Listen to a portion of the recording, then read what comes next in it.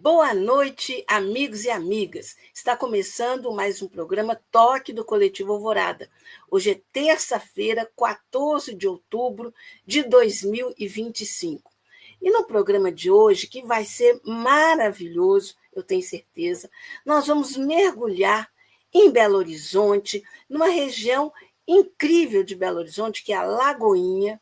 É, exatamente a Lagoinha, que no passado foi um espaço, né, de figuras como Cintura Fina, Hilda Furacão, espaço de inferninhos, mas também um bairro operário, um bairro com muita história, história de luta, um bairro fora da Avenida do Contorno, não é? E que agora ganha um espaço cultural, que é também uma livraria, que é também um espaço múltiplo para 1000 atividades.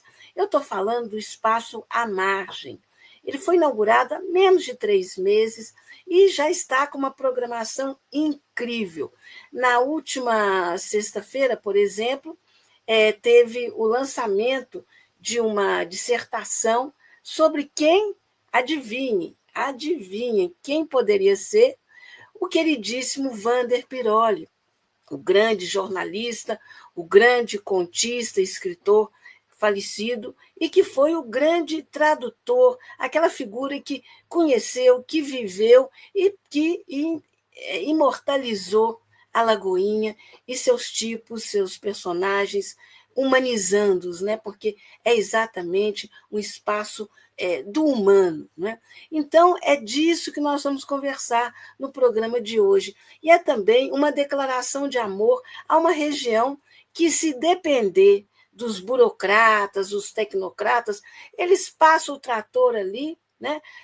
Acabam com tudo, acabam com essa história importantíssima de Belo Horizonte. E exatamente para que isso não aconteça, para que aquela região seja revitalizada, e revitalizada não só nos seus prédios, mas na sua cultura, na sua vida como um todo, é que está lá à margem. Né? Então, sem mais demoras, né, eu já vou chamar para conversar conosco o criador do Espaço à Margem, que é o Christian Coelho. E o Christian é poeta, é contista, é compositor também, e ele venceu o concurso Guimarães Rosa de literatura, ele é doutorando em estudos literários pela UFMG e é editor e livreiro. E vou chamar também o Flávio de Castro, que é bacharel em letras pela Unicamp, ele é mestre em literatura pelo Cefet, Minas Gerais, ele é autor de Minério de Ferro, é um livro dele de 2023, e acaba, se não me engano, de defender a dissertação dele sobre Vander Piroli. Aliás, no evento de sexta-feira última, né, ele apresentou pedaços, trechos, fez um papo com um pessoal muito bacana que estava lá no Espaço à Margem. Eu tive a oportunidade de estar lá também. E eu fiquei encantada com o espaço e com o trabalho do Flávio. É por isso que a gente não poderia deixar de trazer tudo isso para vocês hoje. E olha, falando em vocês, queridos e queridas, já estou vendo o chat super movimentado, muita gente já conosco, e eu aproveito para pedir o de sempre, né? Curtidas, compartilhamento, e se você ainda não se inscreveu no Toque do Coletivo Alvorada, vai lá no YouTube e se inscreva. É de graça, não é? E você passa a receber toda a programação, não só do Toque do Coletivo Alvorada, desse programa, mas todas as atividades que o Coletivo Alvorada faz. E vocês sabem que esse coletivo trabalha todos os dias da semana, todos os dias do mês e todos os anos há 10 anos. É um coletivo de luta comprometido com a democracia, o aprofundamento da democracia por uma sociedade cada vez mais justa. Né? Bom, então, já que vocês estão conosco e já tem muita gente no chat dando boa noite, daqui a pouco eu vou falar, né, das pessoas que já estão conosco, mas eu quero, então, de novo, dar boa noite ao Christian, dar boa noite ao Flávio, para a gente dar a partida nessa conversa. Boa noite, Ângela, boa noite, Flávio, boa noite a todos os participantes, é um prazer estar aqui com vocês, muito obrigado pelo convite, né? Admiro muito o trabalho do Coletivo Alvorada e acho que o papo vai ser bacana. Boa noite, Ângela. Boa noite, meu parceiro Christian. Eu acho que eu conheci o Coletivo Alvorada durante a pandemia, numas ações na rua. Foi muito importante. Eu conheci, acho que foi por meio da Mariana Versiani, que foi uma época que juntou bastante gente.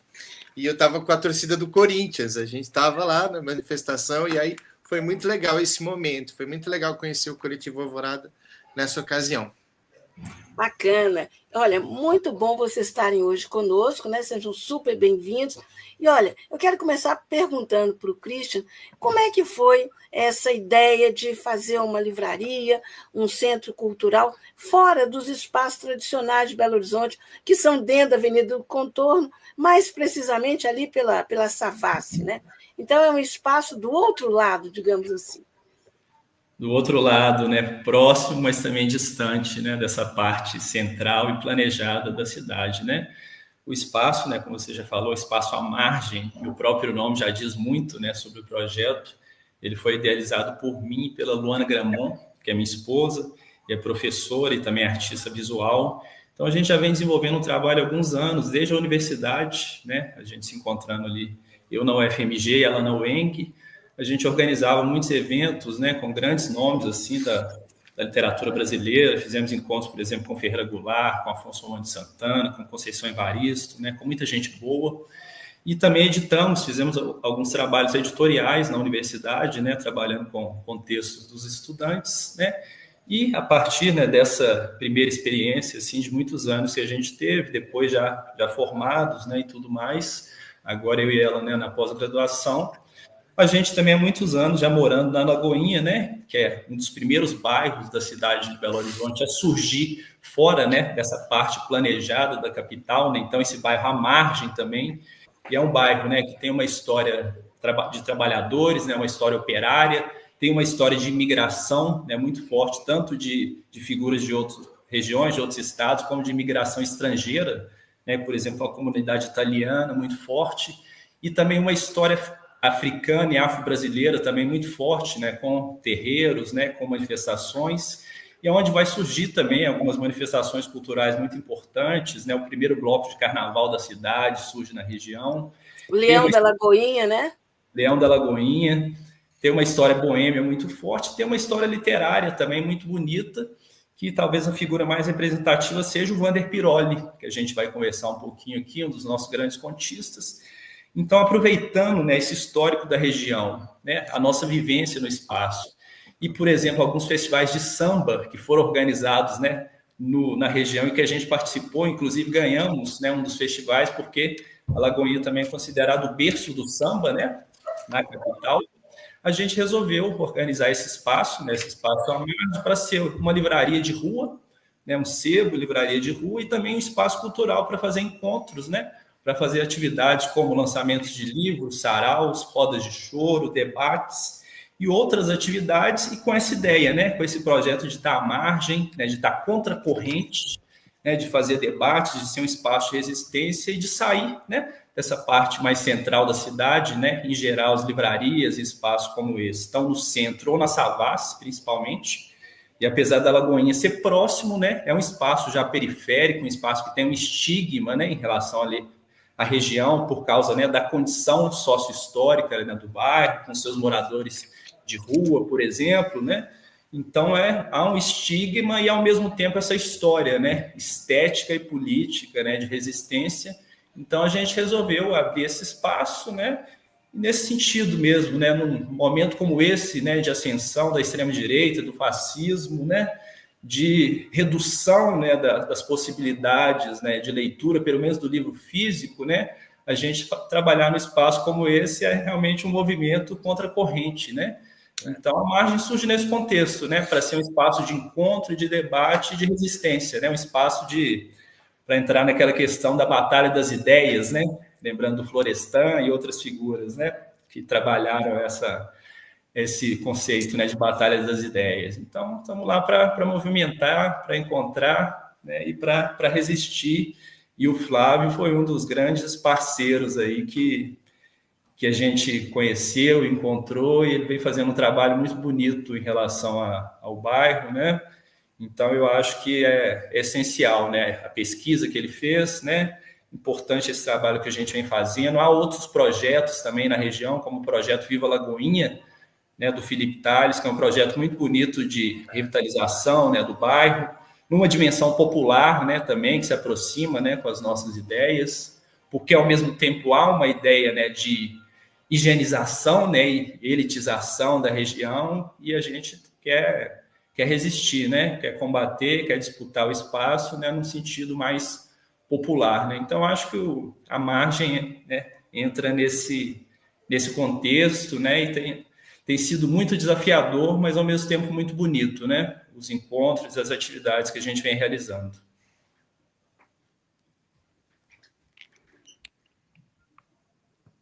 Eu mutei aqui por causa dos cachorros e esqueço, né? Mas é muito importante o que você falou, Christian, pelo seguinte: uma coisa que acontece, né, quando há uma revitalização de espaços e a coisa fica só na parte física, né, nos imóveis, etc., é a gentrificação. Né? É expulsar os antigos moradores, né? As pessoas que têm história com aquela região.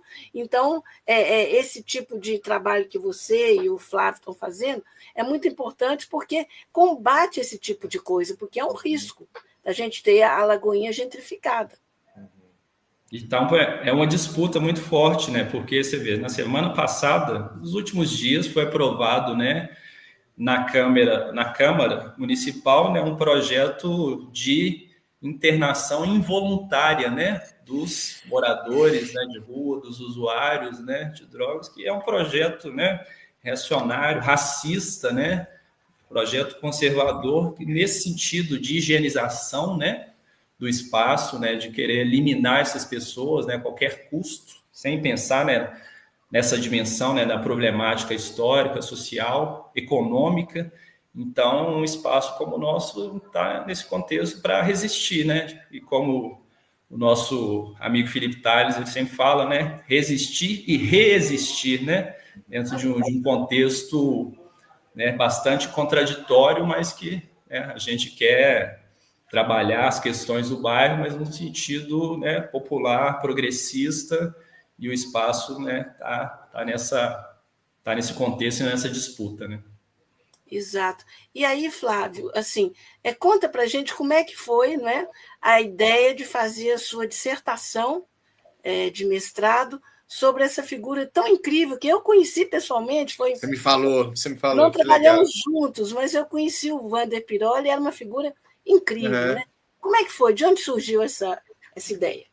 Bom, eu fiz, né, minha graduação em Campinas, eu sou paulista, né? E eu mudei para cá há 20 anos.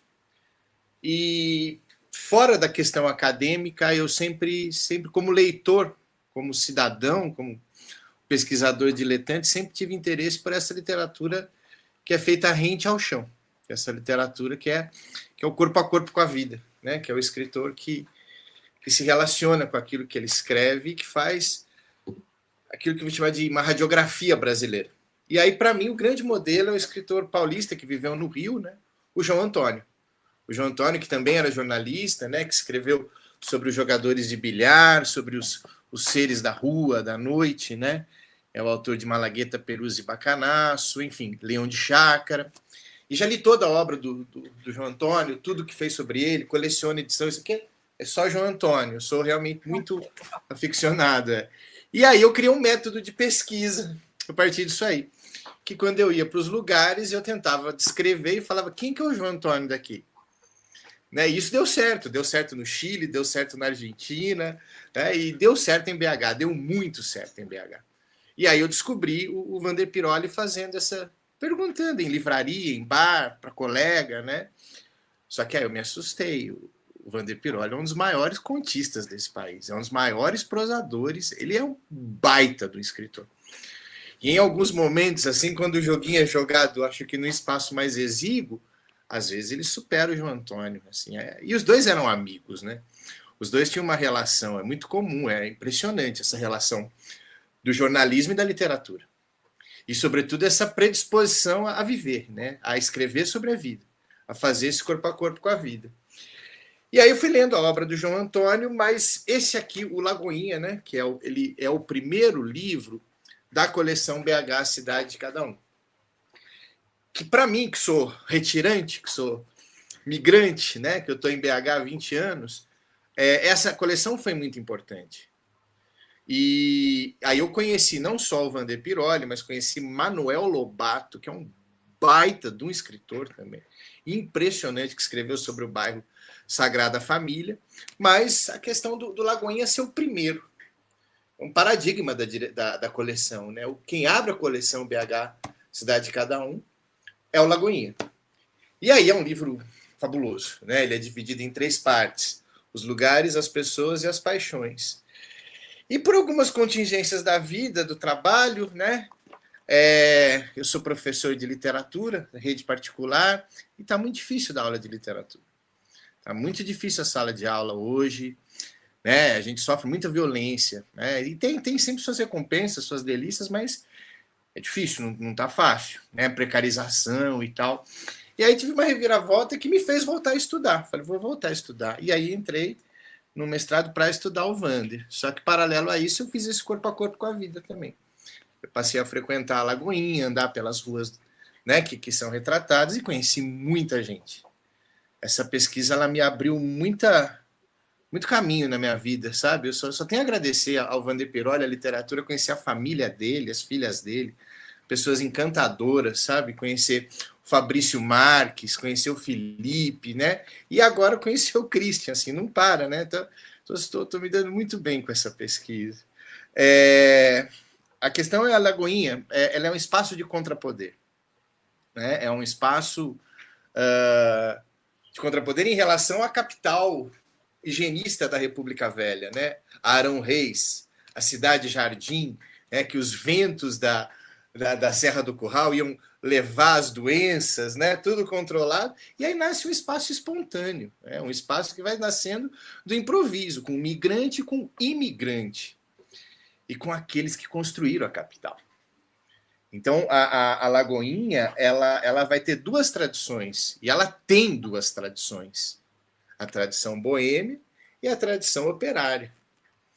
É uma terra, né, de trabalho e de farra, né? E tanto que hoje a Fundação Viva Lagoinha ela fez a bandeira do bairro Lagoinha, e o símbolo, ela tem um lema, né, que é boemia e correria. E a bandeira tem 2 cores, né, amarelo e preto, que é cerveja e café. E o copo Lagoinha, que é o copo com o qual se bebe as 2 bebidas, né? Exato. A bebida que... E é um clássico, né, em Belo Horizonte, o copo Lagoinha. E aí eu acho que assim, a dissertação não é um lugar para ter descobertas, né? Mas para ter impressões. O que eu percebi assim, nos personagens retratados, que mesmo nas situações mais degradantes, paupérrimos, assim, situações, sempre tinha uma força de dignidade, de decência, sabe? Tanto a velhinha que vendia bilhete nunca pedia dinheiro e voltava chorando na chuva, uma peça de roupa de cada cor, o seu quinzinho que bebia álcool 40 graus. E aí ele trabalhava no mercado da Lagoinha, empurrando o carrinho, bebia cachaça ao longo do dia, chegava à noite, tinha uma lata de massa de tomate que ele enchia de álcool 40 graus, tomava sua última dose, dormia e no outro dia voltava a trabalhar.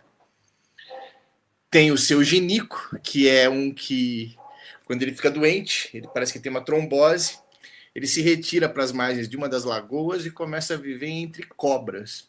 Quando ele foi encontrado morto, com cerca de 100 cobras no barraco dele. Então são personagens extraordinários, essa grandeza que é retratada nesse pequeno livro aqui. E só para encerrar essa minha fala, me surpreendeu que um escritor como esse não fosse estudado. Né? Que, como tem escritor bom nessa terra, gente, tem que repartir com o Brasil. Pelo amor de Deus, só dá escritor bom em Minas Gerais, é impressionante. Pedro Nava, Murilo Rubião, Manuel Lobato, Wander Piroli, sem falar do andar de cima lá, dos cânones, né? Que eu acho que já são muito estudados, né? Chega de fazer dissertação sobre Guimarães Rosa e Drummond, né? Eu acho que a gente precisa olhar para esses outros escritores. Muito, com urgência, porque eles são muito bons, são muito atuais. E a cidade que eles revelam, né? A cidade que eles trazem é a cidade que está aí. né? Ela resiste. E eu te pergunto, Flávio, assim, por que você acha que até agora o Wander não tinha sido tema, né, de um aprofundamento acadêmico, numa dissertação ou numa tese, né? Porque o texto dele, o trabalho dele, como jornalista e como escritor, sempre foi maravilhoso, e as pessoas sabiam disso, né? Mas você acha o quê? É o fato de estar muito próximo, ainda não ter um distanciamento suficiente, ou o fato de ser jornalista e escritor, talvez, sei lá, as pessoas achem que não é o caso. O que é, na sua percepção? Ele é um autor contemporâneo. Esse livro é de 2004, né? O último livro dele. Aí tem livros póstumos. E agora, para o meu doutorado, eu vou estudar uma literatura, por assim dizer, contemporânea. A fortuna crítica dessa literatura está sendo produzida. Ainda está em processamento, mas A Mãe e o Filho da Mãe é da década de 60, né? O primeiro livro dele. Então, isso realmente é uma lacuna. Por quê? Porque o Wander Piroli, ele é um grande escritor, um grande contista, numa época que está caindo o grande contista das árvores.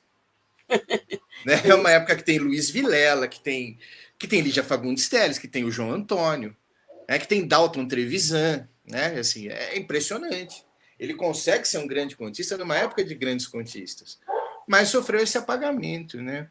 Acho que também, como até a Conceição Evaristo, eu acho que essa literatura ela não vai agradar aquele ufanismo que o mineiro vai buscar, sabe? Aquela grandeza do ouro, aquela, né?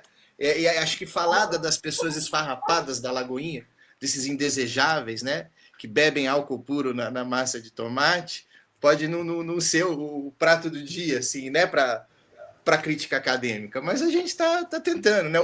A biografia do Fabrício Marques, ela mexeu muito, né? A biografia, o trabalho que ele fez foi fundamental, né? A começar esse processo todo. Acredito que minha dissertação possa ajudar também. Já vi também no interior, sabe? Muito legal. Tem umas pesquisas também sobre a literatura infantil dele, que é sensacional. O Menino e o Pinto do Menino, perfeito, né? Os Rios Morrem de Sede, ele vai falar de meio ambiente quando não se falava, né? É um precursor, né? É muito bom. E cada dia mais atual, né? Os Rios Morrem de Sede, né? Ainda mais diante de Mariana, de Brumadinho, né? De todos os acontecimentos. Um livro como esse é extremamente atual, né? Com certeza. E o próprio São Francisco, né? O Wander ia muito pescar no Rio São Francisco. Agora, eu não sei, eu tenho também uma hipótese, né? Claro que é uma impressão. O Wander, ele foi durante muito tempo editor de polícia, né? Um jornal extremamente conservador, que é o Estado de Minas. E ele conseguia fazer uma cobertura de polícia humanizada. Né? Ele conseguia dar voz àqueles que, se dependesse da direção da publicação, só a polícia que falava. Né? O outro era o bandido, era o marginal, era aquele que não podia falar. Né? Então, era incrível como, num jornal tão conservador, a editoria de política era o que tinha de interessante para a gente ler. Né? E, ao mesmo tempo, o laboratório do escritor, né? O grande fonte do cronista. Né?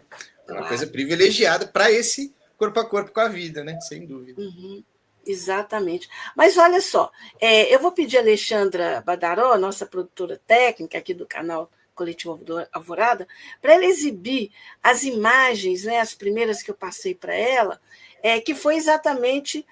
Não, então vamos começar por aí. Aqui, gente, olha, o Flávio, né, além de professor de literatura, de profundo conhecedor de literatura, de escritor, ele é também desenhista e pintor. Então, aí, no dia lá do lançamento, né? Desculpa, lançamento não, da discussão sobre a dissertação dele, que foi sexta-feira passada, ele, enquanto estava rolando lá as coisas, olha aí, ele foi fazendo esses desenhos, que são o Wander, né? Na redação, Wander e João Antônio. Wander e João Antônio, né? A redação, com o telefone, a pilha de papéis, né? O cigarro. E olha só, o cara é fera em várias artes, né? E olha, antes de começar, eu brinquei com ele se ele cantava e dançava, e descobri que ele já teve banda de rock. Vamos andar mais um pouquinho nas imagens, Alexandre? Bom, aqui é lá na margem, não é? Essas fotos são livros, né, do Wander e sobre a Lagoinha, não é? Eu estou imaginando, não é, Christian, que você e a Luana vão tentar buscar também transformar ali num acervo sobre a Lagoinha, não é isso? A ideia é essa? Isso. A ideia, né, além de ser, né, essa parte de livraria e de sebo, também um espaço de biblioteca, né, um espaço de leitura, né, o que a gente vem chamando de casa de leitura. Então, vamos ter exposições de livro, e uma das exposições que a gente está montando é uma exposição com livros sobre a história do bairro, né? Aí tem um trechinho, né, um livro sobre a história do Leão da Lagoinha, por exemplo, um livro sobre, né, a questão do bairro como patrimônio da cidade, né, os seus casarões antigos, né, um livro sobre o cemitério do Bonfim, né, outro patrimônio da região.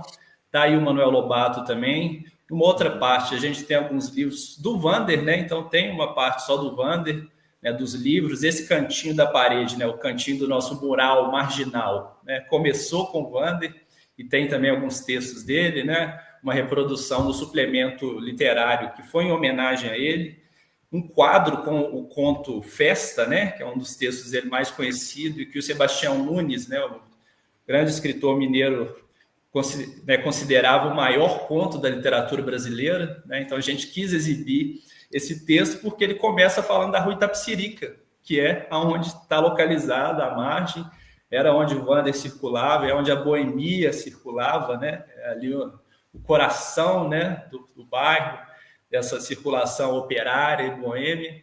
Então a gente quer montar esse acervo, né, sobre a história da Lagoinha, sobre a história da cidade de Belo Horizonte no geral, mas dando uma atenção especial à nossa região, né, o bairro, a região, com seus monumentos históricos, né, com as suas contradições, com esse espaço, né, que agora está sendo chamado de a Pequena África de BH, né, história afro-brasileira, né, esse paralelo aí com o Rio, o Cais do Valongo e tudo, né.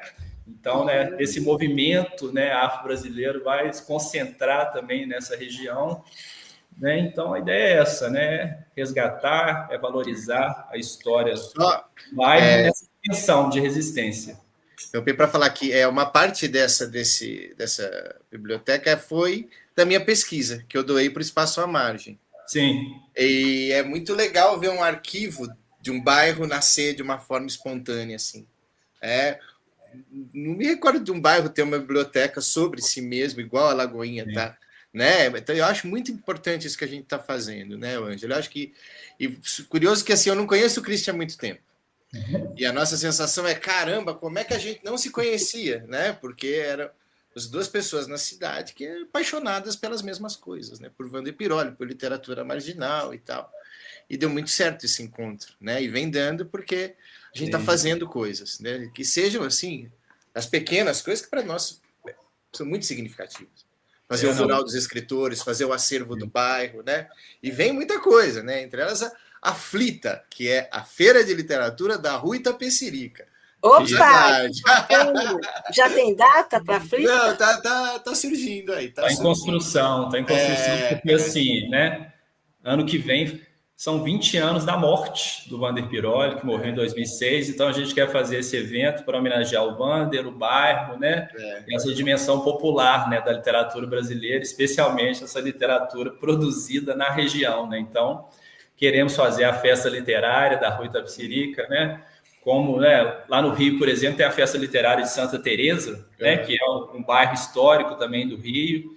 Então, a gente quer fazer algo nesse sentido, né? Em Sabará, nós temos a Festa Literária de Sabará, que é talvez a única festa literária organizada por uma biblioteca comunitária, que é a Borracha Biblioteca de Sabará, que são parceiros nossos, né, no projeto. Então, a gente quer fazer algo nesse sentido, e o Wander como, né, esse patrono, como esse homenageado, como essa referência, né? Então em breve aí teremos boas notícias sobre a Flita, né? Festa Literária da Itapecerica. O nome é sensacional, né?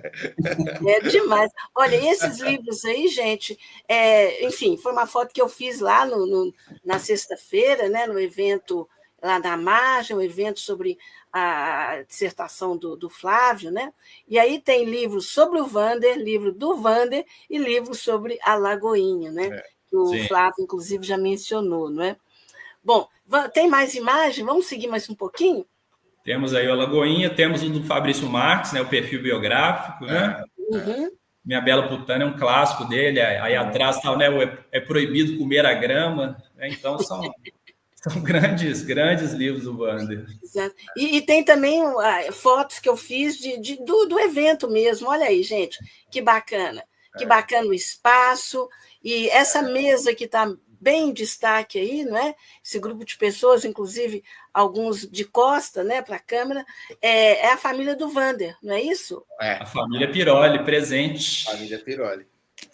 As filhas Adriana, Silvana, a neta Luísa, os genros, o sobrinho Ricardo. É um orgulho para a gente ter recebido eles lá. Sim, foi um momento muito bonito, assim, receber a família, ver que a gente está fazendo esse trabalho, né? Inclusive a Adriana, né, operou recentemente, né? Então, com dificuldade de locomoção, conseguiu, né, prestigiar o nosso evento. Então, foi um momento muito bonito, assim. A gente teve algumas falas, né? Eles falaram um pouco, né, sobre o Wander. Então, foi um momento realmente emocionante, né? Esse encontro com a família e o genro dele, por exemplo, que falou que essa ideia de que ele ensinou, né, o Wander ensinou a respeitar, né, a história do bairro, a beleza do bairro, né, não só pelo texto, mas principalmente pelo olhar, né? Então, essa sensibilidade que ele tinha, né, para lidar com a região, com o bairro, com seus moradores, com as suas figuras marginalizadas, que ele buscou dar uma dignidade poética, né, através do texto. Exato. Olha só, já tem muita gente aqui no chat conosco. Aí, olha, mais uma imagem lá do evento, os livros, né? E olha, eu vou aproveitar já para falar um pouco, né, do pessoal que está no chat conosco. A Rosa Figueiras está dando muito boa noite. Vamos com literatura compartilhar o melhor para todos. Claríssimo, né, Rosa? Estamos de acordo, né, gente? Sim. O Kelson Frost também está dando bora, né? Olha. A Olga de Souza também dando boa noite a todos. O Virgílio dando boa noite para todos os companheiros do Toque do Coletivo Alvorada. Tem mais gente, mas daqui a pouco eu falo. Vamos continuar mais a nossa conversa. Mas, Christian, outros eventos antecederam a esse do Flávio, né? Porque já tem 3 meses, quase 3, né? Que a margem está funcionando. Fala um pouquinho do que rolou. O que rolou antes, né? Porque daqui a pouco a gente vai falar também do que vem por aí. E que vem por aí, vem coisa boa, né? A gente quer dar algumas notícias muito bacanas, né? Mas a gente tem tentado montar uma programação com frequência, né? Uma programação diversa, né? Reunindo pessoas, né? Como eu falei, para encontrar, para debater, né? E para tentar, né, aproveitar nessa dimensão política e estética, né, da região. Então, nós estamos fazendo, por exemplo, uma roda de choro mensal, aproveitando essa tradição da boemia, do samba, da região. Estamos fazendo uma roda de choro. Há algumas semanas tivemos um encontro em homenagem ao Geraldo Vandré, né, e aos seus 90 anos, um dos maiores nomes da nossa canção. Tem também uma identificação muito grande com o projeto, né, está vivo, né, ainda, né? Muita gente, né, às vezes esquece, né, que ele ainda está vivo e tá, né, de vez em quando ele aparece, né, e conseguimos conversar um pouco, né, sobre o impacto da ditadura, né, na experiência pessoal e coletiva. Montamos também um clube de leitura de poesia, né, então vamos fazer encontros mensais também. O primeiro encontro foi uma homenagem ao Tiago de Mello, grande poeta amazonense, né, um dos nossos maiores, né, o autor dos Estatutos do Homem, né? Grande texto feito, né, no dia 1º de abril de 1964, o dia do golpe de Estado. Temos feito encontros diversos, né? Estamos preparando outros, né, muito, muito interessantes. Vamos montar no espaço uma cordelteca, né, uma biblioteca de cordéis.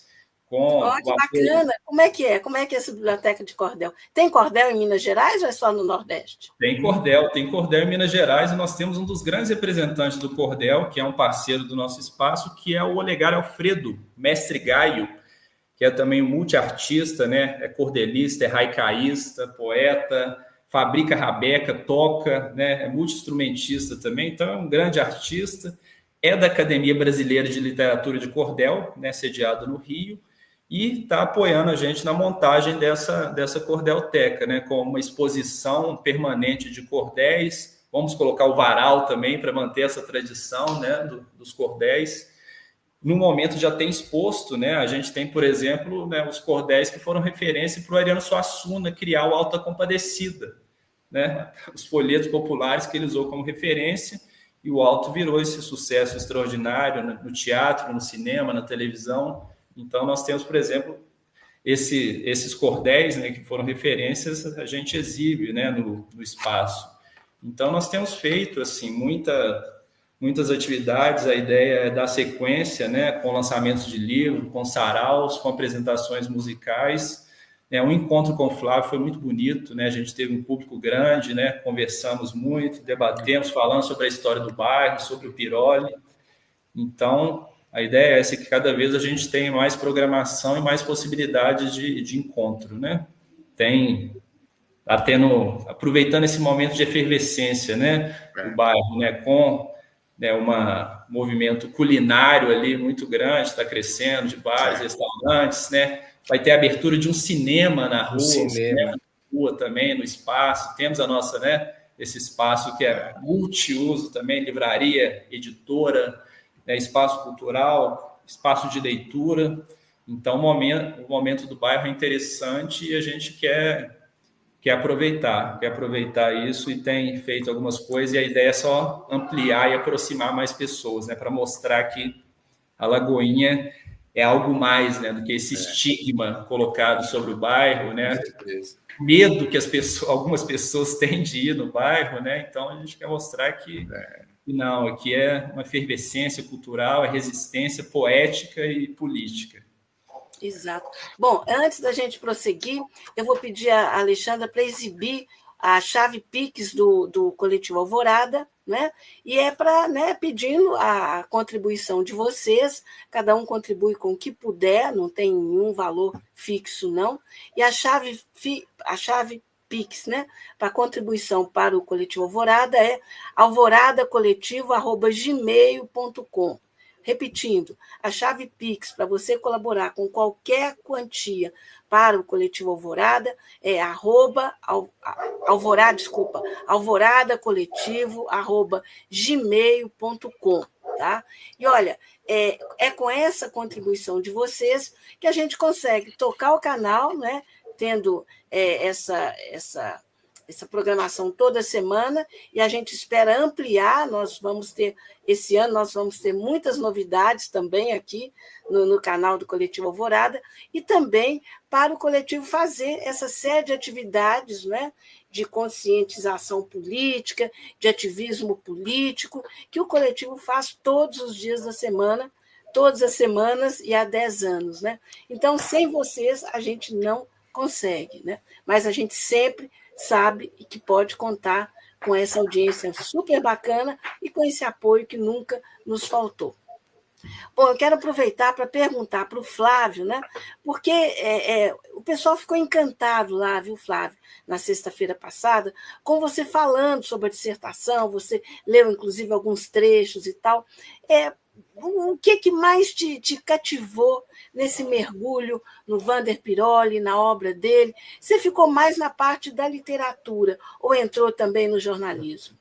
Passei um pouco. Foi assim, acho que também parte da alegria foi, começando pelo evento, né, que eu fiquei muito feliz, porque é como você comemorar uma dissertação, mas no meu caso eu quis assim convidar pessoas que eu não conhecia, porque não é minha dissertação. Ela é do bairro também. E eu fui correspondido, sabe? Foi gente da associação dos moradores da Lagoinha, pessoas da vizinhança. Isso me deu uma felicidade tão grande, né? Porque aí foi uma forma de entender que a pesquisa fez sentido. Porque o que a minha pesquisa, assim, o que eu encontrei nessa pesquisa, né? Primeiro, deixar claro quem é o Vander dentro dessa literatura brasileira e dentro da literatura marginal. Comprovando com trecho, com análise, com leitura, que ele é um dos maiores contistas brasileiros. Faz questão de afirmar isso. Ele é um dos maiores escritores brasileiros. Aí depois... Oi? Com certeza. Com certeza. Aí depois eu fiz uma leitura e foi amparada já na teoria, na crítica literária. Né? E aí a questão assim, do Walter Benjamin, né? Quando ele fala de memória, quando ele fala de resistência. Tem um conceito especialmente que caiu muito bem com a Lagoinha, né? Que é a ideia da pobreza de experiência. Porque a experiência, que ela é o coletivo, segundo Benjamin, ela vai sendo substituída pela vivência, que é individual. Que é individual. E hoje, no mundo da tela, nesse individualismo atroz que a gente está vivendo, todo mundo se exibindo o tempo todo, é mais improvável ainda, né, que exista experiência. E a Lagoinha é experiência, é coletivo. O futebol, o samba, o carnaval, os terreiros de umbanda, de candomblé, o reizado, congada, e agora o espaço à margem, né, a Fundação Viva Lagoinha. Isso me deu uma felicidade muito grande, que são coisas que, como dizia a Anísio da Silveira, né? A Anísio da Silveira falou uma coisa muito bonita. Quando teve o bombardeio da cidade de Guernica, né? O Picasso ele se trancou num quarto, no ateliê dele, e ficou lá sem comer, sem dormir, e ele pintou aquele painel maravilhoso, Guernica. E a Anísio da Silveira ela fala assim, mas quem será que pintou esse painel com ele? Será que ele fez aquilo sozinho? Será que alguém faz alguma coisa sozinha? Né? Então, nesse plano mesmo do coletivo inconsciente. Ninguém faz nada sozinho. Essa Lagoinha que a gente está vivendo, ela é coletiva. O espaço, né? Uma coisa assim que me deu muita alegria. Por exemplo, chegou uma moça, uma amiga minha, a Tícia, que ela é chefe de cozinha, e já começou a ficar encantada. Eu quero fazer um menu, que todo menu vai ser servido no copo Lagoinha. Eu falei, que é isso? Ela falou, a entrada, o prato principal, e começa a contaminar, sabe? Positivamente, a fazer a experiência, que é ela que fica, que é ela que perdura, porque ela é coletiva. Coletiva alvorada, né? É coletivo. Não tem outro jeito, não tem outro jeito. Não pode ser de outro jeito. Né? E aí, finalmente, eu levei a pesquisa para a crítica brasileira, né? Passando pelo Alfredo Bose, pela sociologia da USP, o Antônio Cândido, até chegar nos novos críticos. E aí já engatei uma quinta aí para tentar um doutorado, continuando com o Wander Piroli. Aí vamos ver, né? Acho que vai dar tudo certo. Então, que bacana. Então, tem mais do que continuar assim, porque o Wander é inesgotável, né? Inesgotável. Sem dúvida. E eu acho que a parte de jornalista dele também merece mergulho, não é? Porque foi muito bacana o que ele fez. Só rapidamente sobre isso. Uma coisa encantadora é que o Wander ele também escrevia a trabalho. O grande escritor era um pai de família que precisava pagar a conta, que passou muito perrengue de dinheiro já. Então, ele escrevia de caneta Bic uma crônica em 5 minutos para sair no jornal e cumprir. E crônica policial, essas que o povo adora, a maneira mesmo de Gil Gomes, né? Que elas eram radiofonizadas ou então elas eram publicadas no jornal do Shopping, que apesar desse nome horrível, era um jornal muito legal. Era um jornal que tinha um caderno de cultura que ele que coordenava. Então, o Wander era um cronista também sem essa aura do artista, não, o cronista como operário da literatura. O sujeito que escreve com hora marcada, o sujeito que escreve na linha de produção. E não é fácil escrever assim. Eu sei porque eu já escrevi num jornal já crônica, e olha que eu tinha 2 semanas para cada crônica. O Wander chegava a escrever diariamente. Né? E aí também se comunicar com o povo que lê jornal. Não é o leitor que vai comprar o livro de conto, é o leitor de jornal. Isso é sensacional. Acho que essa dimensão do trabalhador das letras, que é a Lagoinha. Trabalhar, né? Artista e trabalhador. Boêmio e operário. Né? Jornalista e escritor. Exato. E uma coisa assim, que eu acho admirável no Wander, que são muitas coisas, né? Mas ele poderia ter sido um cronista policial, mas entrar por esse caminho, né, apelativo aí, da bandidagem, de não sei o quê, né, que a gente vê tanta gente faturando em cima disso há tanto tempo e que cria, né, uma ideia, uma visão absolutamente distorcida da sociedade. E ele fez exatamente o contrário. Ele humanizou, né, onde que, enfim, tentava se destruir, tentava se jogar uma pá de cal. Né? Então, eu acho que é admirável o trabalho jornalístico dele. E, olha, você tem toda a razão. O Jornal do Shopping era um semanário, né? E ele surgiu para combater o jornal que eu trabalhava na época. Trabalhava em 2 da mesma empresa, que era o Diário do Comércio e o Jornal de Casa. E o Jornal de Casa fazia o maior sucesso. Era distribuição gratuita aos domingos, 130 mil exemplares, né? E aí o Estado de Minas, perdendo espaço, né? Já naquela época, ele criou o Jornal do Shopping. E o Jornal do Shopping tinha muita gente bacana, mas a empresa, né, não ajudava. E o Wander era daquilo que a gente não perdia no Jornal do Shopping. Né? Que legal. Ao final da dissertação, até para agora amarrar, eu me pergunto se ele escreveu esses personagens ou se esses personagens se inscreveram por meio do Wander. Né?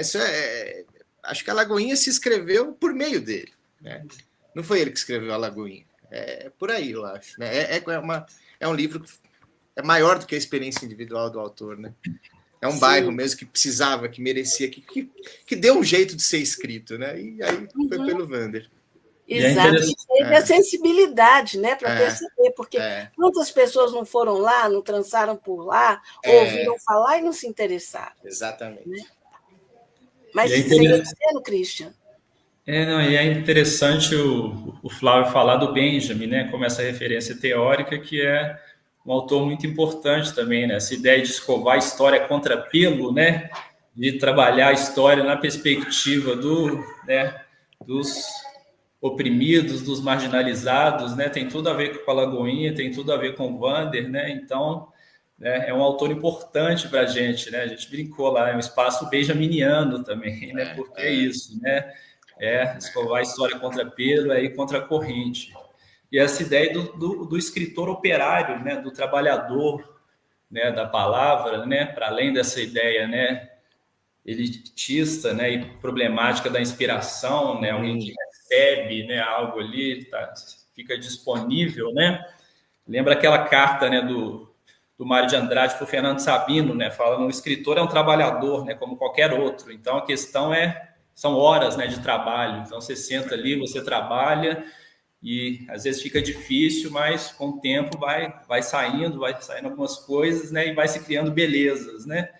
E ao mesmo tempo, né, de ser um artista operário, de retratar, né, o operariado, de retratar os fudidos, né, do mundo, que normalmente não aparecem tanto, né, na literatura, né? Os vagalumes.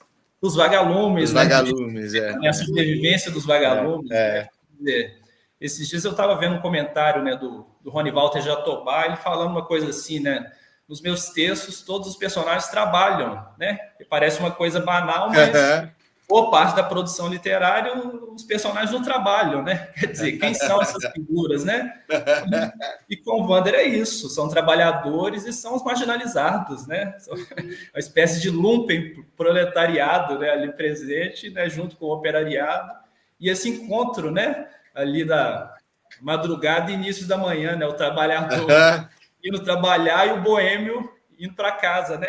Bom dia para quem é de bom dia, boa noite para quem é de boa noite, né? Exatamente. Olha, o chat aqui está adorando. A Luciana Nunes, por exemplo, ela fala: viva Wander Piroli, viva a margem e viva a Literachula. Né? Literachula, bacana. O Literachula, bacana, né? Literachula é meu canal no YouTube, eu faço resenha de livros de literatura marginal. Se alguém quiser, Literachula. Literachula, bacana. Olha, o Bruno Ribeiro está dizendo: Christian e Flávio, garantia de boa prosa. Melhor do que isso, só se fosse no botequim. Um abraço daqui de Campinas. Conterrâneo, que legal. O Fernando grande Bruno, especialista em samba, figurão. Figuraça. O Bruno, olha, legal. O Fernando Santana está dizendo: marginal sempre. A Maria de Fátima Alves, boa noite, de Belo Horizonte. A Maria de Fátima Alves, que está sempre aqui conosco, né? A Vanessa Isabel Marçal Fileto está dizendo: viva Piroli. E viva Flávio também. E conosco aqui a queridíssima Zaira Succhi, dando boa noite para todos e todas. Gente, a Zaira é das pessoas que mais entende de Walter Benjamin nessas Minas Gerais e no Brasil. E uma pessoa, assim, maravilhosa. A praia dela é estética, é arte, história da arte. Maravilhosa Zaira. Que prazer em ouvir. Pois aí então, né? Está sendo convidada para ir lá, Zaira, conhecer a margem, né? Bom, vamos seguir mais um pouquinho. Eu quero falar agora, a gente está caminhando para o final, né? E olha, vocês já estão convidados a voltar, porque o pessoal está adorando a conversa e o que vocês estão falando, né? Mas eu quero saber o que vem também pela frente, né? A gente falou um pouquinho do que já rolou, não é? E aí, o que está previsto aí? Os próximos passos para a margem e para do Christian e também os próximos passos do Flávio. Quer falar primeiro, Flávio? Pode começar, eu vou pensando nos meus enquanto isso. Uma das coisas que a gente está conversando, né, eu e Flávio, é essa possibilidade da publicação, né, da pesquisa dele, pela relevância do trabalho para a cidade, né, de Belo Horizonte, para que esse trabalho possa circular mais, né? E relacionado a isso, a gente está, né, com um trabalho editorial também muito interessante, né, que eu queria comentar. No sábado, dia 25, a gente vai lançar um livro que é, né, parte dessa nova fase, né, da margem, agora também com essa frente editorial mais organizada. Nós vamos lançar um livro da Olga Benário Prestes, né? Vejam só, uma das maiores militantes revolucionárias do século XX, né? Foi a militante e companheira do Luiz Carlos Prestes, né, o nosso grande revolucionário, que teve a sua filha, Anita Leocádia Prestes, né, nasceu em 1936, né, numa prisão alemã nazista, e a gente vai publicar um texto desconhecido da Olga, né, provavelmente o único texto dela conhecido, né, que ela produziu, além das cartas, por exemplo, que ela trocou, né, com Prestes e que a Anita publicou, né, um livro maravilhoso, sobre, né, a presença da Olga nos arquivos da Gestapo, né? Ela fez um trabalho extraordinário, está nesse livro aqui, o Olga Benário Prestes, uma comunista nos arquivos da Gestapo. Então, ela tinha um texto, né, inédito, escrito pela Olga no final da década de 20, pouco antes dela fugir da Alemanha, né, perseguida pelo fascismo e para a União Soviética. Ela vai produzir um texto de juventude, um texto militante, para dar um informe para os militantes soviéticos sobre o contexto alemão, né, o contexto sociopolítico alemão e a militância da juventude alemã, num texto que se chama Os Trabalhos e os Dias do KIM. O KIM, né, é essa abreviação da Juventude Comunista Alemã, né, que tinha uma relação com a Internacional, né, da Juventude Comunista. Então, ela escreve esse texto, o texto fica inédito durante muito tempo, depois sai uma versão na Alemanha, né, também mais recente, né, se eu não me engano, na década de 90, mas no Brasil esse texto era inédito e a Anita tinha o texto original em russo. E aí a gente resolveu, né, o Silvio Tendler, nosso grande cineasta, né, resolveu pegar esse projeto junto com a Anita. Falecido recentemente, né, uma perda assim terrível. Falecido, né? Recentemente, um dos nossos maiores documentaristas, né, figura extraordinária, fez mais de 50 filmes sobre a história do Brasil, da América Latina e do mundo, né? Esteve, né, trabalhou com os grandes documentaristas, né, do cinema mundial, como Chris Marquer, Joris Zirven, Jean Rouch.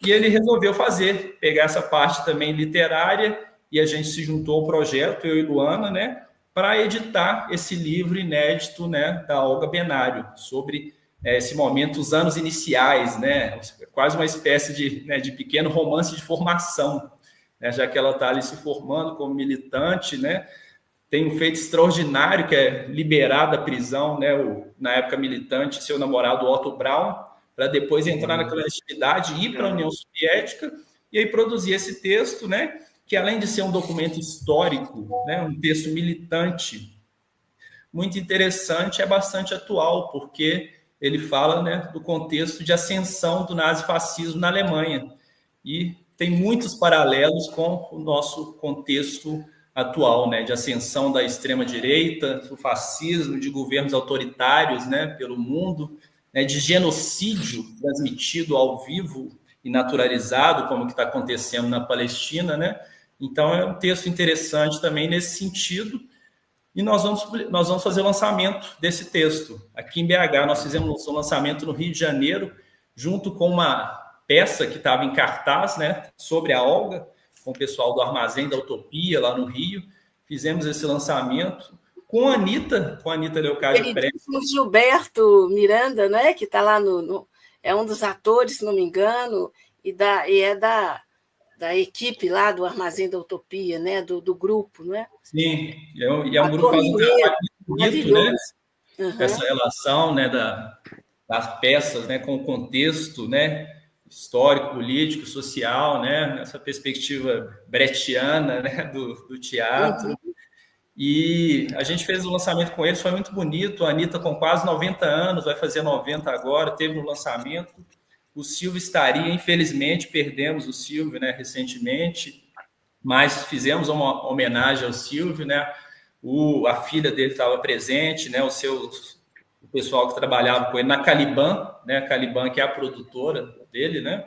Caliban, com essa referência, né? A perspectiva, né, latino-americana, né, do Retamar, né, em Cuba, né, a partir dessa releitura, né, do Shakespeare.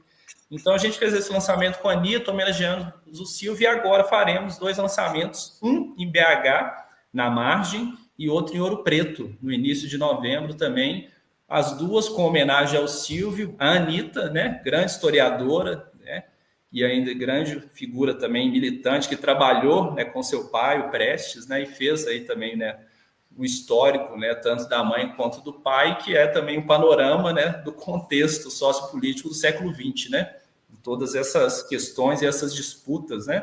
Então, nós vamos lançar esse livro no dia 25 de outubro, no sábado, lá na Margem, na Lagoinha. Mas antes disso, no próximo sábado, a gente tem uma atividade também muito interessante, que vai ser uma ocupação artística que vai ter no espaço, né, com lançamento de livros, sarau, performance, apresentações musicais puxadas pelo Djamil Sesostre, né, um poeta de Belo Horizonte, importante, né, que tem uma relação com a performance, né, com as artes visuais. Vai lançar uma antologia, né, de poesia brasileira e um texto, um livro autoral também de poesia, e vai convidar vários artistas, né, vários poetas da cidade, né, por exemplo, a Vera Casanova, né, que é uma poeta importante, professora da UFMG, né, uma grande figura, né, e outros artistas, né, que vão estar presentes. Depois a gente vai fazer, né, começamos, né, hoje uma divulgação desse evento, mas vai ser também muito interessante, porque vai reunir vários poetas da cidade, artistas visuais, músicos, para encontrar, né, esse espaço. Então, são 2 atividades aí muito interessantes que a gente vai ter em breve. Eu quero até mostrar para vocês aqui a capa do livro da Olga, né? Os trabalhos e os dias bacana da Juventude Comunista Alemã, né? Um projeto, uma edição nossa com ilustrações e projeto gráfico da Luana Gramont, né? Ela faz um trabalho, né? Como é um texto de juventude, né? Militância da juventude, ela faz uma relação com, né, o traço do mangá e dos quadrinhos, né, para fazer esse diálogo, né, com a juventude. Então, tem algumas ilustrações muito interessantes, né? Então, tem essa relação com o quadrinho, né, e com o mangá também, né, junto com o texto, né? Então, é um livro bem interessante, um documento histórico e um diálogo com a contemporaneidade, né, de uma figura que é uma das mais importantes do século XX, mas não é tão conhecida, né, pelo texto, né, pelos seus textos, e a gente tem um texto de uma figura como essa realmente muito interessante, né, e importante para o nosso projeto, né, que também há essa figura nessa perspectiva, né, de enfrentamento, né, ao capital, e que foi assassinada, né, num campo de concentração, numa câmara de gás pelo fascismo, né, pelo nazifascismo, tão presente no nosso contexto, né? Exato. Antes da gente prosseguir, eu quero ler mais alguns comentários aqui do chat, né? O Paulo Eduardo Bittencourt, ele manda um abraço aos amigos Flávio e Christian, e viva BH. O Luiz Antônio Ribeiro dá parabéns e desejando muito sucesso para vocês. O José Guilherme Castro diz Christian, Luana e Flávio, né? Grande Zé. Ele completa, né? Que esse encontro seja eterno. Legal. E a Olga de Souza, ela diz, somos coletivo. Fiquei sabendo que o Christian gosta de pequi. Vamos trazer a fruta do Cerrado Mineiro para a Lagoinha. Então, já tem uma promessa de um prato novo envolvendo o pequi e o tempero. Envolvendo o pequi, porque é interessante que é isso, né? A minha família é de Curvelo, interior de Minas, tem muito pequi lá, e Curvelo, né, tem uma carta do nosso Guimarães Rosa falando que Curvelo é a capital da literatura dele, né? É muito interessante que Ou é isso. pelo menos é o início do Grande Sertão, né? O Ele sertão não tem circulou por uma ali, né? localização geográfica, né? Aí ele Mas foi se de a gente quiser fazer Curvelo. alguma coisa nessa linha, pode-se pensar que Curvelo seja esse começo, né? O Grande Sertão, na verdade, é o sertão, Sim. né? E não O exatamente sertão é dentro da gente, né? Também. Exatamente, está dentro da gente, né? E você, Flávio, quais são os seus próximos passos, seus planos? Você já falou, um deles, fazer o doutorado, né? Aqui em Minas mesmo, tomara, sim, né? Sim. Eu quero já emendar, já estou fazendo processo seletivo, já estou estudando, né? Vou continuar estudando literatura marginal. A minha dissertação, ela teve uma... O resultado foi muito bom, né? Fui muito elogiado pela banca, então meu orientador falou que eu devo concorrer aí ao prêmio de melhor dissertação do programa. Estou na torcida, né? E aí a ideia é publicar essa dissertação em livro, porque eu tomei cuidado também de não abusar da linguagem acadêmica, de fazer uma dissertação que possa vir a ser lida, né? Que ela não fique esquecida lá na universidade, porque ela tem que circular, né? Então eu acho que há essa possibilidade, né? E aí seria muito legal fazer pela editora Margem, na Margem. Eu acho que foi muito importante comemorar na Lagoinha. Não faria sentido comemorar em outro lugar. O João Antônio tem uma coisa maravilhosa, quando ele vai para Londrina, eles vão abrir um jornal lá, ele vai lá e enfrenta uma cidade careta, fazer um jornal difícil, naquele calor, e aí ele fala, né, ninguém vai para o norte de Minas impunemente. Né? Então, assim, acho que a Lagoinha é a mesma coisa, a gente não vai para a Lagoinha impunemente, não é safari, não é um exotismo, não é instagramável, a gente deixa alguma coisa, né? Uma dissertação, uma livraria, né, amizades, a gente volta, né? A gente tem que voltar. É isso, não é brincadeira, né? É diferente, é a Lagoinha. A Lagoinha é um compromisso. E assim, finalmente, eu quero voltar a escrever ficção, fazer crônica, porque, né, já publiquei livro de crônica, publiquei no Jornal Beltrano, na revista Fórum, já colaborei com o Estado de Minas. Eu quero voltar a escrever, porque no auge da pesquisa eu não consegui escrever literatura. Quero voltar a escrever minhas crônicas. Uau! E ler as coisas que eu não preciso ler para pesquisa. Olha só, é isso que eu quero. Certo. Olha só, tem uma pergunta aqui da Luciana Nunes. Ela está dizendo o seguinte: há planos de relançar algo do Piroli através do selo editorial à Margem? Tem esse projeto, Christian? Então, temos umas ideias aí, estamos conversando com a família, né? Tem muito filhas, inédito. Né? Tem muito inédito. Tem muito inédito, né? E é isso, né? Tem sido pouco publicado, né? Então temos uma ideia, né, de publicar algo dele, talvez um inédito, né? As crônicas também reunidas, né? Alguma coisa nessa linha, né? Então a gente vai estar conversando com a família e a ideia é que a gente faça algo nesse sentido, porque um dos nossos projetos, né, editoriais é lançar uma coleção de narrativas breves, né, de pequenos livros com uma crônica, um conto, né, um poema, né, nesse sentido, pequenos livros, né, para mais fáceis de circular, né, de serem lidos, né, trabalhando essa ideia das formas breves, que era uma característica do Wander, né, do texto breve, sintético, mas ao mesmo tempo muito elaborado, né, com essa, como o Flávio falou, né, essa vida ao resto do chão, né, lembrando o Antônio Cândido, né, falando da crônica. Então, a gente está com essa ideia da coleção, né, de formas breves, e a ideia é que o Piroli esteja presente, né? Mas estamos em conversa, né? Mas, se tudo der certo, futuramente a gente vai ter algo do próprio Piroli também sobre ele. E aí entra o Flávio, entra outros estudiosos, né?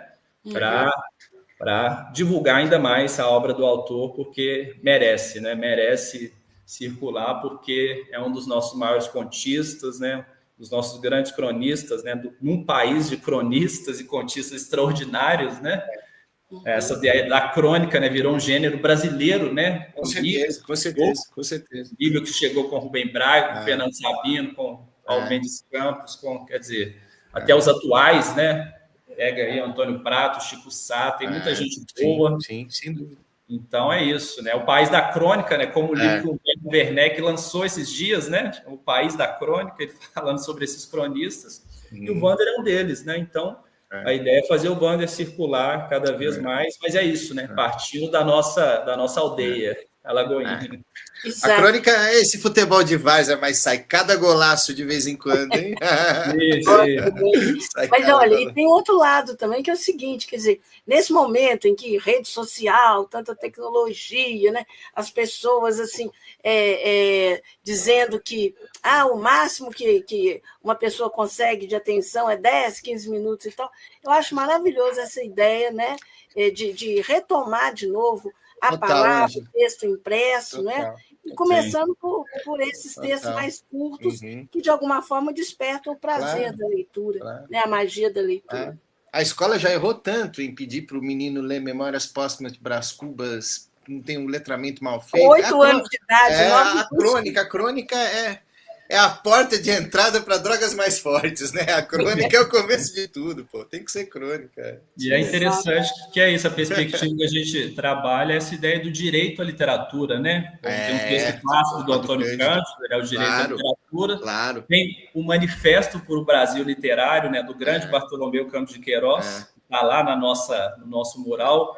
Inclusive, a Rosinha, que você citou aí no começo, é a coordenadora do Museu do Bartolomeu Campos de Queiroz em Papagaios, né, que é outro escritor extraordinário, é outro escritor da síntese, né, do texto breve, mas ao mesmo tempo extremamente elaborado, e tem essa relação com a infância, com a memória, né, então é muito próximo do Wander também. Então é isso, né, dentro desse contexto do direito à literatura, né, não só a leitura, mas também a própria produção, né, poder contar as próprias histórias, né, a gente quer desenvolver projetos nesse sentido. Olha, o Alexandre Hudson está dizendo o seguinte: ótima iniciativa dessa livraria, à margem, tenho que ir lá. Então, ele já está se pautando para ir lá, se agendando para ir lá. Deixando grande figura, parceirão nosso. Então. A Zaira Suc já está dizendo que vai com muito prazer aí à margem, né?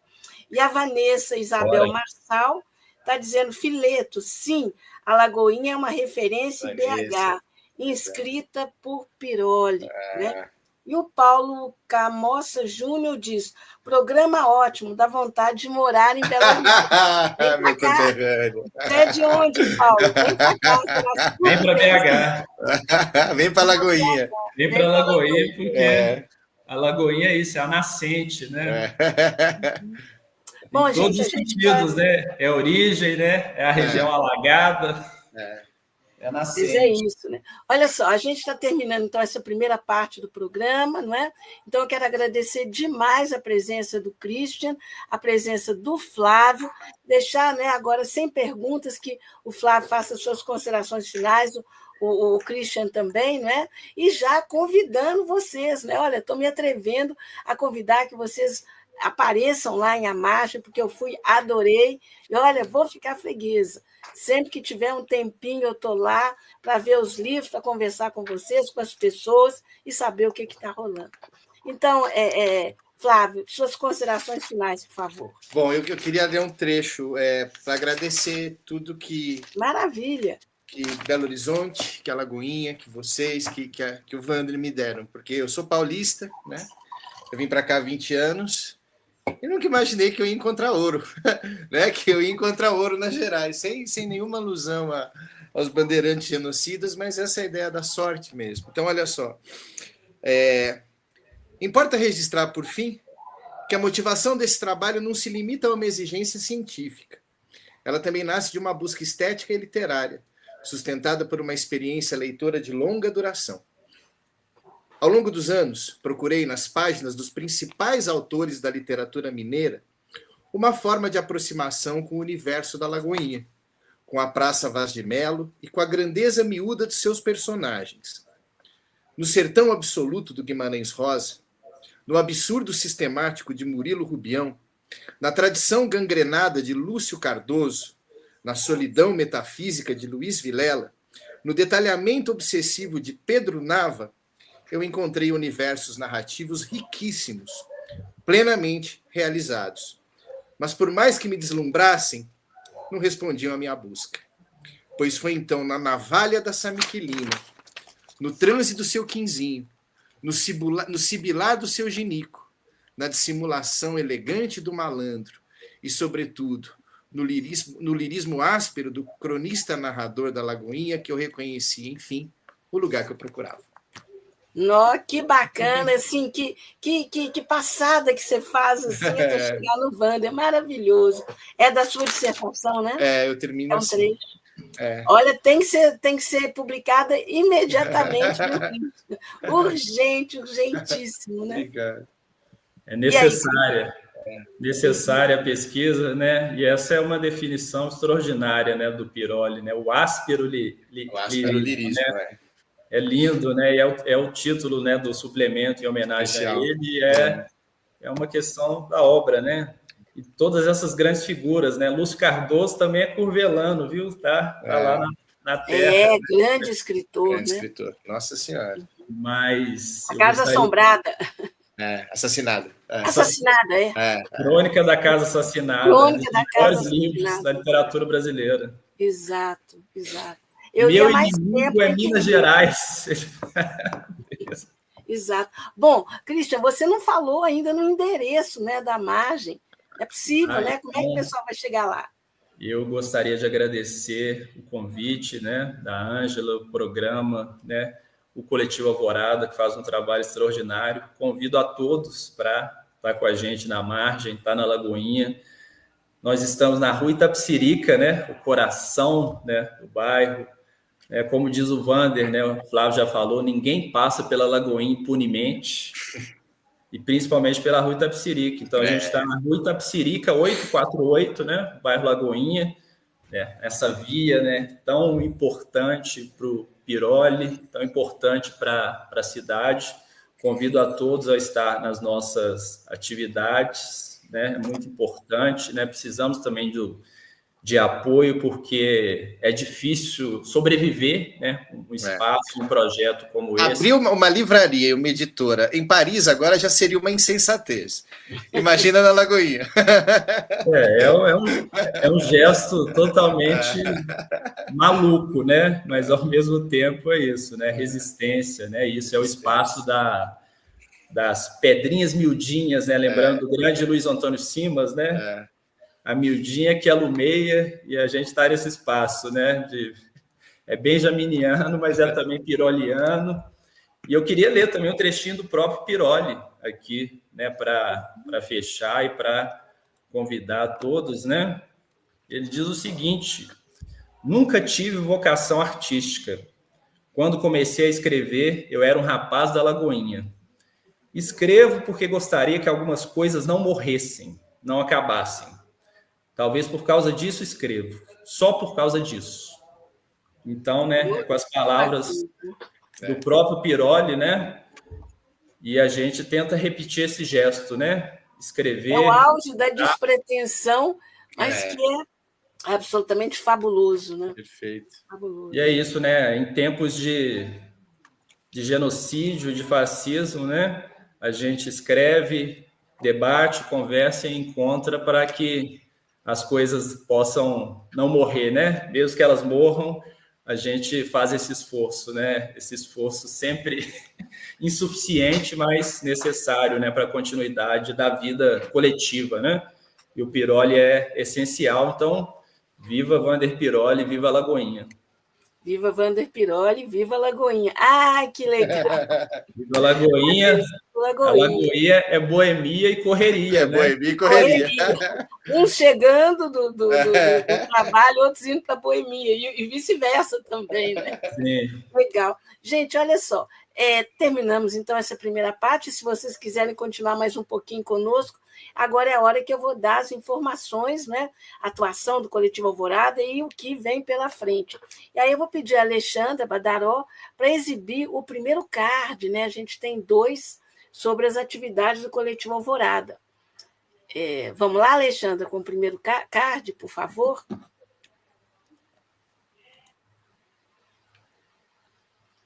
Ele já deve estar entrando. Aguardem só mais um minutinho, porque às vezes dá uma diferençazinha de tempo. Mas, olha, eu já vou adiantando o que é, né? Olha só, o Coletivo Alvorada está numa campanha tremenda para impedir a venda da Copasa. Esse é o CAD que eu estou pedindo para ser exibido, se for possível. Né? E o coletivo está fazendo a campanha do Água é Vida. Né? Por quê? O que está acontecendo?